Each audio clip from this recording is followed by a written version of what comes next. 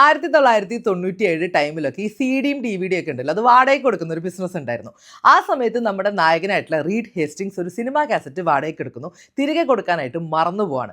അങ്ങനെ 6 ആഴ്ചയ്ക്ക് ശേഷം ഇത് തിരികെ കൊടുക്കാൻ ചെല്ലുമ്പോൾ കടക്കാരൻ ലേറ്റ് ഫീ ആയിട്ട് $40 നമ്മുടെ നായകൻ്റെ അടുത്ത് നിന്ന് മേടിക്കുന്നു. അങ്ങനെ പൈസയൊക്കെ കൊടുത്തതിന് ശേഷം പിന്നെ കുറച്ച് ദിവസങ്ങൾക്ക് ശേഷം ഒരു ദിവസം ജിമ്മിലിരുന്ന് വർക്കൗട്ട് ചെയ്യുമ്പോഴാണ് നമ്മുടെ റീഡ് ഹേസ്റ്റിങ്സിന് ഈ ഒരു ലേറ്റ് ഫീ കൊടുത്ത കാര്യമൊക്കെ ഓർമ്മ വരുന്നത്.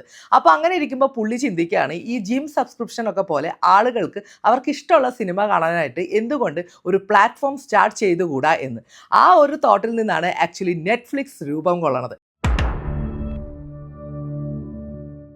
ആദ്യം പുള്ളി ഈ ഡി വി ഡി വാടകയ്ക്ക് കൊടുക്കുന്ന ഒരു ബിസിനസ്സാണ് തുടങ്ങുക. അതിനെ പിന്നീട് ഒരു OTT പ്ലാറ്റ്ഫോം ആക്കി മാറ്റുകയാണ് ഉണ്ടായത്. 2017 ജനുവരി 16 ഈ കമ്പനി ലോഞ്ച് ചെയ്യണത്. ലോഞ്ച് ചെയ്ത് വർഷങ്ങൾക്കുള്ളിൽ ഒരു 3 ലക്ഷത്തിലധികം ആളുകൾ ഇത് സബ്സ്ക്രൈബ് ചെയ്യാണ്. ആൻഡ് ഇന്ന് നോക്കുമ്പോൾ ലോകത്തിലെ ഏറ്റവും കൂടുതൽ, അതായത് 277 മില്യണിലധികം സബ്സ്ക്രൈബേഴ്സ് ഉള്ള ഓൺലൈൻ സ്ട്രീമിംഗ് പ്ലാറ്റ്ഫോമായിട്ട് നെറ്റ്ഫ്ലിക്സ് മാറി. ആൻഡ് നമ്മുടെ നായകനായിട്ടുള്ള റീഡ് ഹേസ്റ്റിങ്സ് നെറ്റ്ഫ്ലിക്സിൻ്റെ കോ ഫൗണ്ടറാണ്, ചെയർമാനാണ്.